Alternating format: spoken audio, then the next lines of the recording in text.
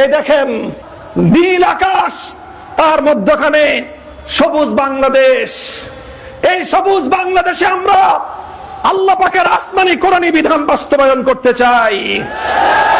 এই বিধান, খেলাফতের বিধান শুধু বাংলাদেশেই সীমিত থাকবে না, এই গ্লোবের মাধ্যমে আমরা প্রদর্শন করেছি আমাদের যাত্রা গোটা পৃথিবী জুড়ে আল্লাহর কোরআনের শাসন কায়েম করতে চাই।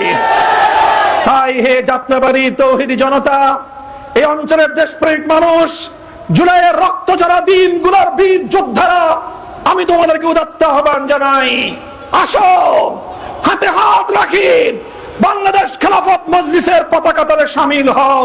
বাংলাদেশ খেলাফত মজলিস আল্লাহর জমিনে এদেশের মানুষের সত্যিকার শান্তি, নিরাপত্তা এবং স্থিতিশীলতা কায়েম করতে বদ্ধপরিকর।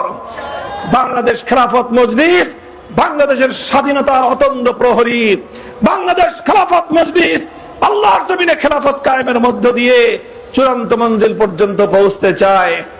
এই জন্য আজ শত শত মানুষ নতুন করে আজকে বাংলাদেশ খেলাফত মজলিসের পতাকা তলে আপনাদের এখান থেকেও শামিল হবে। যারা নিউ কামার, নতুন যোগদানকারী বাংলাদেশ খেলাফত মজলিসে, আমি আপনাদেরকে হৃদয়ের উষ্ণতা দিয়ে অভিবাদন জানাই। আসুন, ভেদাভেদ নয়, বাংলাদেশ খেলাফত মজলিস শুধু আলেম আর ছাত্রদের সংগঠন নয়, বাংলাদেশ খেলাফত মজলিস আর গণসংগঠন। টেকনাফ থেকে তেতুলিয়ায় আজ বাংলাদেশ খেলাফত মজলিসের প্রতি যে গণজোয়ার সৃষ্টি হয়েছে, ইনশাআল্লাহ আল্লাহর জমিনে খেলাফতের ঝান্ডা উড্ডীন করে মঞ্জিল পর্যন্ত পৌঁছবো আমরা। সাথে থাকবেন তো ইনশাআল্লাহ।